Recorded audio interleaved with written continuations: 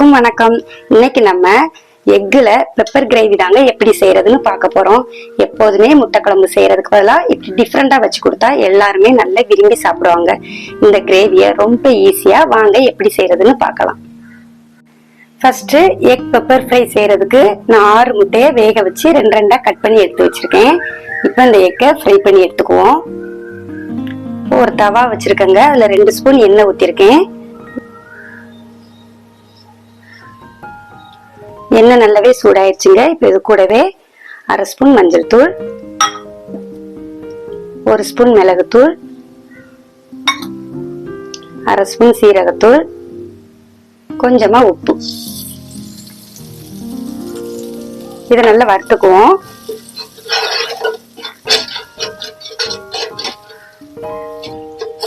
Low ஃப்ளேம்ல வச்சு லைட்டா வறுத்துக்கோங்க, மிளகுத்தூள் கரிஞ்சிடக்கூடாது. இப்ப இந்த மசாலா மேல அவிச்சு வச்ச முட்டைய அப்படியே வச்சுக்கலாம். கமுத்தி வச்சுக்கோங்க.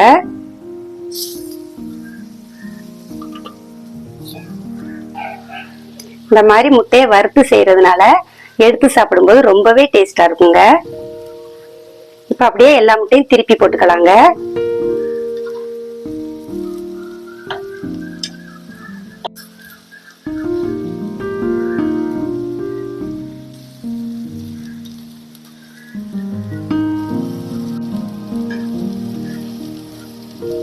எல்லா முட்டையுமே நல்லா திருப்பி போட்டாச்சுங்க. திருப்பி போட்டதுக்கு அப்புறம் ஒரு 1 நிமிஷம் வெந்தா போதுங்க.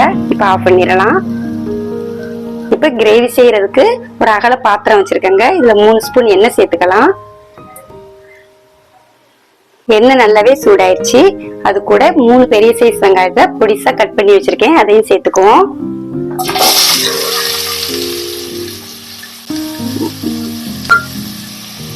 இப்ப இதை லைட்டா கோல்டன் கலர் வர்ற வரைக்கும் வதக்கிக்குவோம்.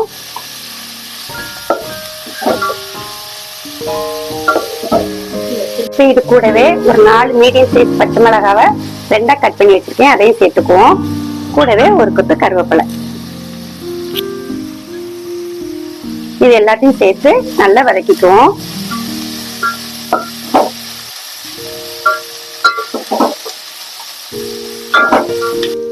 வெங்காயம் இந்த அளவுக்கு வதங்கினா போதுங்க. இப்ப இது கூட 1 ஸ்பூன் இஞ்சி பூண்டு பேஸ்ட் சேர்த்து பச்சை வாசனை போற வரை வதக்கிக்குவோம்.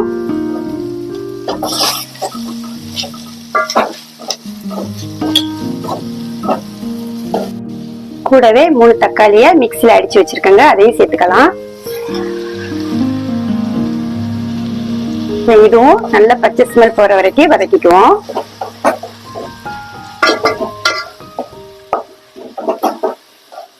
வெங்காயம் தக்காளி எல்லாமே நல்லாவே வதங்கிட்டுங்க. நீங்க தக்காளியை இப்படி அரைச்சி போடும்போது நல்ல ஒரு திக்கான கிரேவி கிடைக்குங்க.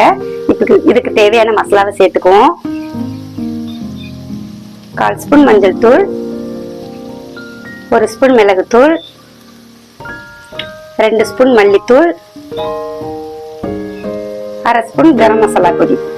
இது எல்லாத்தையும் சேர்த்து நல்லா மிக்ஸ் பண்ணிக்குவோம். ஜஸ்ட் 1 நிமிஷம் வதக்கினா போதுங்க. இப்ப இதுக்கு கொஞ்சமா தண்ணி சேர்த்துக்கலாங்க. ரொம்ப சேர்த்துக்க வேண்டாம். இது கிரேவி மாதிரி எடுத்து சாப்பிட்டாதாங்க நல்லா இருக்கும். இதை மிக்ஸ் பண்ணிக்குவோம்.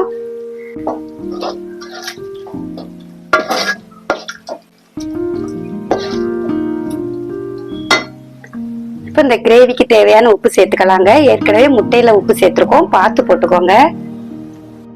இப்ப இது நல்லா கொதிச்சு வர்றது வரைக்கும் வெயிட் பண்ணலாங்க.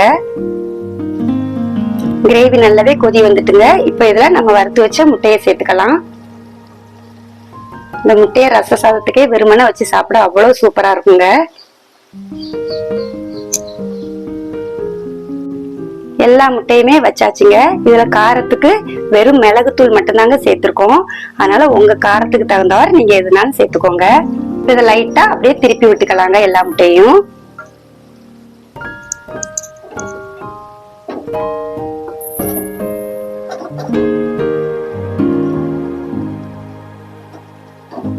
அவ்வளவுதாங்க, எக் பெப்பர் கிரேவி அருமையா ரெடி ஆயிடுச்சுங்க. சுடு சாதத்துக்கு வச்சு சாப்பிட அவ்வளவு டேஸ்டா இருக்குங்க. இப்போ ஸ்டவ் ஆஃப் பண்ணிடலாங்க. நீங்களும் இதை உங்க வீட்டுல செஞ்சு பார்த்துட்டு எப்படி இருக்குன்னு கமெண்ட்ல சொல்லுங்க.